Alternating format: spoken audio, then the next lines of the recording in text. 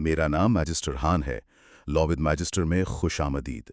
कानूनी आगाही के लिए बराए करम चैनल को सब्सक्राइब करें, इस वीडियो को लाइक करें और शेयर करें। माई लीगल प्रैक्टिस नामी इस सीरीज में हम अपनी कानूनी प्रैक्टिस की बुनियाद पर दीवानी और फौजदारी कानून के मसाइल, मुतल्लिका केसेस, कानूनी दफात और अमली कानूनी तजर्बात पर बात करेंगे। आज हम फौजदारी ज़ाब्ता फौजदारी यानी सीआरपीसी की एक बहुत अहम दफ़ा 540 का गहराई से जायजा लेंगे। आज हम सुप्रीम कोर्ट के एक बहुत ही दिलचस्प केस को खंगालने वाले हैं। ये एक कत्ल का मुकदमा है जी, लेकिन इसके जरिए हम ये समझने की कोशिश करेंगे कि हमारी अदालतें सच और झूठ का फैसला करती कैसे हैं। बिल्कुल। अक्सर हम सोचते हैं कि इंसाफ का मतलब सिर्फ मुजरिम को पकड़ना है, लेकिन असल काम तो मेरा ख्याल है उसके बाद शुरू होता है। हाँ, बिल्कुल। एक अदालत सच्चाई की वो तस्वीर कैसे बनाती है जब आप देखें सबूत और गवाहियां एक दूसरे से टकरा रही हों, जब एक तरफ इंसानी याददाश्त हो और दूसरी तरफ साइंसी रिपोर्ट। और आज जिस केस पर हम बात कर रहे हैं, साजिद महमूद बनाम रियासत, जो 2022 में रिपोर्ट हुआ, वो बिल्कुल इसी कशमकश को समझने के लिए एक बेहतरीन मिसाल है। अच्छा, इसका हवाला 2022 SCMR 882 है। देखिए, ये फैसला सिर्फ कानून के तालिब इल्मों या वकला के लिए ही नहीं, बल्कि हर उस शख्स के लिए अहम है जो ये जानना चाहता है कि इंसाफ का तराजू असल में काम कैसे करता है। सही। ये हमें दिखाता है कि अदालत सिर्फ वाकयात की सतह पर नहीं रहती, बल्कि कानून की गहराई में उतरकर हर सबूत के वजन का तयन करती है। तो फिर आइए इस केस की यूं कहें कि भूल भुलैयों में उतरते हैं। हमारा मकसद सिर्फ ये जानना नहीं कि क्या हुआ, बल्कि ये समझना है कि इंसाफ के अमल में कौन से उसूलों को परखा जाता है। जी, शुरुआत करते हैं केस के सबसे बुनियादी सुतून से, यानी सबूत से। इस्तगासा प्रोसिक्यूशन का केस बहुत मजबूत माना गया था। उसकी बुनियाद क्या थी? इसकी बुनियाद थी आईनी शहादत, जिसे कानून की जबान में ऑक्यूलर अकाउंट कहते हैं। ऑक्यूलर अकाउंट, ठीक। इस्तगासा के पास ऐसे गवाह थे जिन्होंने अपनी आंखों से वकुआ होते देखा, और ये कोई राह चलते लोग नहीं थे। फैसले के मुताबिक ये गवाह उसी घर के रिहायशी थे जिसके सामने ये वाकया पेश आया। अच्छा, तो उनकी मौजूदगी वहां फितरी थी? बिल्कुल बिल्कुल फितरी थी, जिसने उनकी गवाही को एक, आप कहें, मजबूत बुनियाद फराहम की। उनके बयानात को अदालत ने काबिल एतमाद, सीधा और हौसला अफजा करार दिया। यहीं पर एक मिनट रुकते हैं। ये बात सुनने में तो बहुत सीधी लगती है, लेकिन दिफाई वकील का सबसे पहला वार तो इसी आईनी शहादत पर होता है। जी हाँ। और सबसे आम दलील ये होती है कि गवाह की बात मेडिकल रिपोर्ट से नहीं मिलती। एक तरफ इंसान की याददाश्त, जो हम सब जानते हैं कि शदीद दबाव में धोखा दे सकती है, और दूसरी तरफ एक साइंटिफिक मेडिकल रिपोर्ट। अदालत इन दोनों में तवाज़ुन कैसे कायम करती है? आपने बिल्कुल सही और सबसे अहम नुक्ता उठाया है। ये फौजदारी मुकदमात का एक क्लासिक मसला है। इस केस में सुप्रीम कोर्ट ने इस पर एक बहुत वाज़ेह और ताकतवर उसूल का इयादा किया है। फैसले में कहा गया है, और मैं यहाँ कोट कर रही हूँ, where ocular evidence is found trustworthy and confidence inspiring, the same is given preference over medical evidence. एक मिनट, ये तो बहुत बड़ी बात है। मतलब अदालत ये कह रही है कि अगर एक इंसान की गवाही में दम हो, वो काबिले भरोसा लगे, तो उसकी बात एक साइंसी रिपोर्ट पर भारी पड़ सकती है। जी, ये तो मतलब खतरनाक भी लग सकता है। कोई ये भी सोच सकता है कि इस उसूल का गलत इस्तेमाल हो सकता है। यकीनन, और अदालत इस खतरे से पूरी तरह वाकिफ है। इसीलिए वो जो अल्फाज है ना, ट्रस्टवर्दी एंड कॉन्फिडेंस इंस्पायरिंग, यानी काबिले भरोसा और इत्मीनान बख्श, ये बहुत अहम है। सही। अदालत हर ऐनी शाहिद की बात आंखें बंद करके कबूल नहीं करती। वो देखती है कि क्या गवाह का बयान अटल है, क्या उसमें तजाद तो नहीं, क्या उसकी मौजूदगी मौके पर फितरी थी। अच्छा। और अदालत इस हकीकत को भी तस्लीम करती है कि जब गोलियां चल रही हों, हर तरफ अफरा तफरी हो, तो एक आम इंसान से ये तवक्को नहीं की जा सकती कि वो किसी माहिर तिब की तरह बिल्कुल ठीक बताए कि गोली जिस्म के किस हिस्से में कितने इंच दाएं या बाएं लगी। वो सिर्फ एक उमूमी तासुर ही दे सकता है। अच्छा, तो अदालत इंसानी गवाही की हुदूद को तस्लीम करते हुए इसका जायजा लेती है। बिल्कुल, और इस केस में तो इस्तगासा का काम और भी आसान हो गया था। वो कैसे? क्योंकि मेडिकल रिपोर्ट और एनी शाहिदीन के बयानात में कोई बड़ा तजाद था ही नहीं। मेडिकल रिपोर्ट ने इस बात की तस्दीक की कि मौत गोली लगने से हुई, जख्म की नोयत वैसी ही थी जैसी बयान की गई, और वक्त का तयन की गवाहों के मुताबिक था। तो इस हमआहंगी ने इस्तगासा के केस को, आप कहें, कि नाकाबिले तरदीद बना दिया। ठीक है, तो अदालत ने एनी शाहिदीन की गवाही को मेडिकल रिपोर्ट पर फौकियत देकर एक बड़ा उसूल तो कायम कर दिया, लेकिन ये सब इन्हिसार करता है इस बात पर कि गवाह खुद कितना काबिल एतबार है। जी बिल्कुल। और दिफाई वकील का सबसे पहला हमला तो गवाह पर ही होता है, खास तौर पर अगर वो मकतूल का कोई रिश्तेदार हो। इस सूरत हाल से अदालत कैसे निपटती है? ये एक और क्लासिक दिफाई हिकमत अमली है।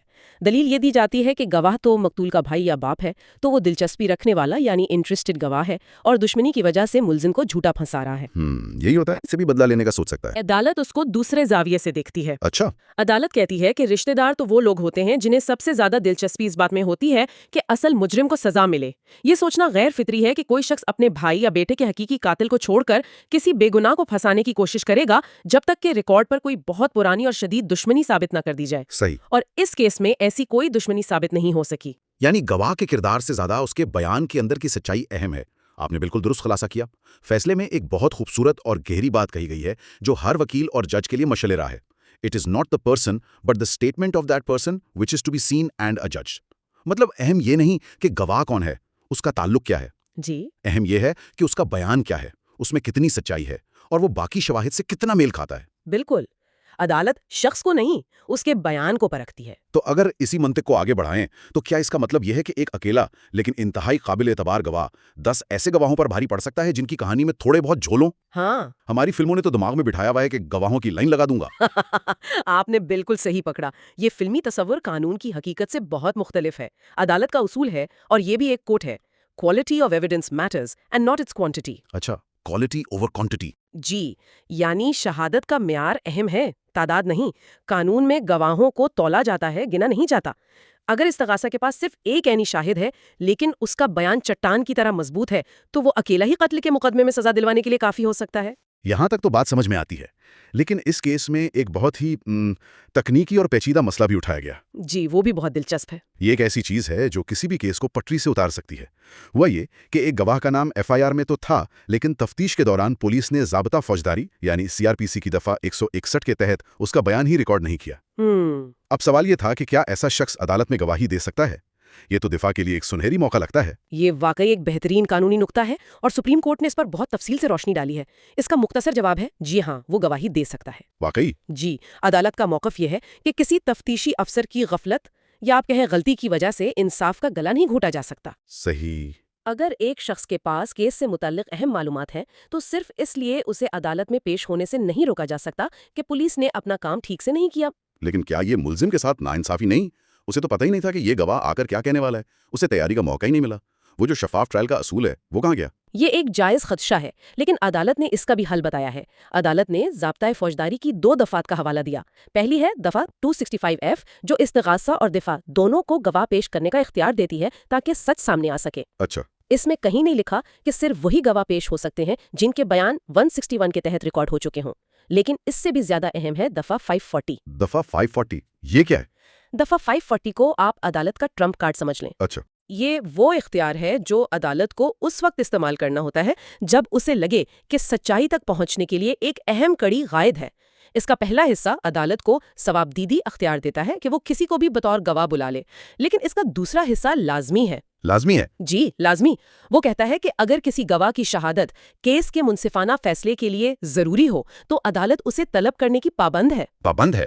یعنی یہ جج کی مرضی نہیں بلکہ ذمہ داری ہے؟ بالکل۔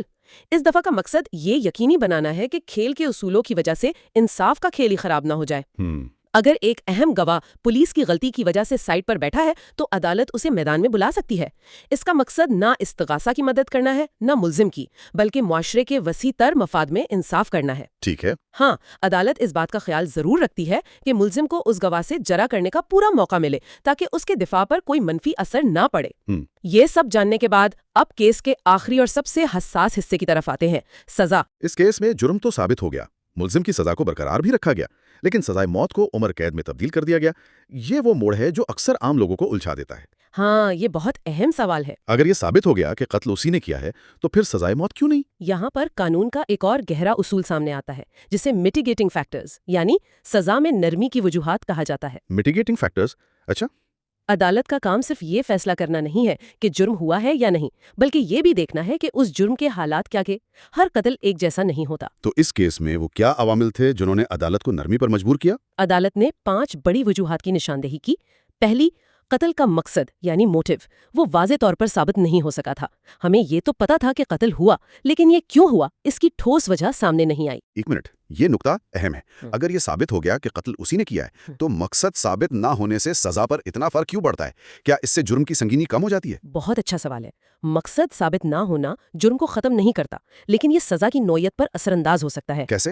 یہ اس بات کی طرف اشارہ کر سکتا ہے کہ شاید یہ قتل طویل منصوبہ بندی یا گہری دشمنی کا نتیجہ نہیں تھا، بلکہ کسی اچانک اشتعال کا نتیجہ ہو سکتا ہے۔ دوسری وجہ بھی اسی سے جڑی ہے، فریقین کے درمیان کوئی پرانی خونی دشمنی ریکارڈ پر نہیں تھی۔ اچھا، اور باقی وجوہات؟ तीसरी वजह ये थी कि वाक़े से फौरन पहले क्या हुआ, मतलब झगड़े की फौरी वजह क्या बनी, ये बात एक मुअम्मा रही। चौथा नुक्ता जिसे अदालत ने अहम समझा ये था कि मुलजिम ने सिर्फ एक गोली चलाई थी। लेकिन एक गोली ही जान लेने के लिए काफी है। इससे क्या फर्क पड़ता है कि एक चलाई या 10? फर्क इरादे का पड़ता है। अच्छा। एक गोली चलाना इस बात की तरफ इशारा कर सकता है कि उसका इरादा शायद सिर्फ नुकसान पहुंचाना था, जान लेना नहीं, या ये कि ये एक शदीद गुस्से में किया गया एक अमल था। सही। इसके बरक्स अगर कोई शख्स अपनी बंदूक की पूरी मैगजीन खाली कर दे तो वो इंतहाई बेरहमी और कत्ल के पुख्ता इरादे को जाहिर करता है। और पांचवा अहम नुक्ता ये था कि इस केस में एक शरीक मुलजिम भी था जिसे ट्रायल कोर्ट पहले ही बरी कर चुकी थी। अच्छा। इन तमाम अवामिल को मिलाकर अदालत इस नतीजे पर पहुंची कि ये केस नायाब से नायाब तरीन यानी रेयरेस्ट ऑफ द रेयर की श्रेणी में नहीं आता, जहां सजाए मौत लाजमी हो। सही, रेयरेस्ट ऑफ द रेयर। जी, इसलिए उन्होंने सजा को उम्र कैद में तब्दील कर दिया, लेकिन साथ ही ये भी वाज़ेह किया कि इससे मजीद नरमी की कोई गुंजाइश नहीं। तो इस एक केस के जायजे से हमें फौजदारी कानून के कई पर्दों को खोलने का मौका मिला। ये वाकई जाहिर करता है कि इंसाफ का अमल किसी एक सबूत या गवाही पर खड़ा नहीं होता। बिल्कुल नहीं। ये एक पेचीदा तस्वीर बनाने जैसा है जिसमें इंसानी रवैये, हालात की सितमज़रीफ़ी और कानून की बारीकियों सबको अपनी अपनी जगह देनी पड़ती है। बिल्कुल। हमने देखा कि एक काबिल भरोसा ऐनी शहादत की क्या अहमियत है, ये समझा कि गवाह के बयान का मेयार उसकी तादाद या रिश्तेदारी से कहीं ज्यादा अहम है। जी। और हमने इंसाफ को यकीनी बनाने के लिए अदालत के वसी इख्तियारात का भी जायजा लिया। ये सब नुकात हमारे फौजदारी निज़ाम इंसाफ की बुनियाद है। और सज़ा का तयन करने वाला हिस्सा ये बताता है कि किसी को मुजरिम ठहराना तो पहला कदम है। जी बिल्कुल। मुनासिब और मुनसिफाना सज़ा का फैसला करना एक बिल्कुल अलग और शायद इससे भी ज्यादा गहरा तज्जिया चाहता है। सही कहा। और दिलचस्प बात यह है कि ये पूरा केस, इसकी हर दलील, हर फैसला अदालत की काबिलियत पर मुनहसर है। वो क्या है? कि वो किसी इंसान के बयान की अंदरूनी सच्चाई, उसकी इंट्रिंसिक वैल्यू को परख सके। जो तस्वीर उभरती है वो एक ऐसे कानूनी निज़ाम की है जो सिर्फ लिखी हुई किताबों पर नहीं चलता। ये माकूलियत, इंसानी नफ्सियात की समझ और इंसाफ के गहरे एहसास पर मबनी है। बिल्कुल। ये केस अदालत के सोचने के अमल की एक झलक दिखाता है। ये बताता है कि अदालत किस तरह एक काबिल एतमाद इंसान की आंखों देखी बात को अहमियत देती है, हंगामी हालात में इंसानी याददाश्त की कमजोरियों को समझती है और सज़ा का फैसला करते वक्त न सिर्फ जुर्म की संगीनी को देखती है बल्कि मुजरिम के हालात पर भी गौर करती है। ये इंसाफ का एक इंसानी चेहरा है। और अपने सामीन के लिए एक आखिरी सोच छोड़ जाते हैं। इस फैसले में एक जगह रिगर मोर्टिस यानी मौत के बाद जिस्म के अकड़ाव का जिक्र आता है। अदालत नोट करती है कि इस पर बहुत सी चीजें असरअंदाज हो सकती हैं, मौसम के दर्जा हरारत से लेकर इंसान की जिनियात और नस्ल तक। ये एक छोटी सी तफसील हमें याद दिलाती है कि साइंस, जिसे हम अक्सर मुतलक सच्चाई का पैमाना समझते हैं, वो भी मुतग़य्यरात से भरी पड़ी है। कानून की तरह साइंस को भी हमेशा सियाक़ व सबाक़ में समझना ज़रूरी है और शायद यही सच्चाई की तलाश का सबसे बड़ा सबक है।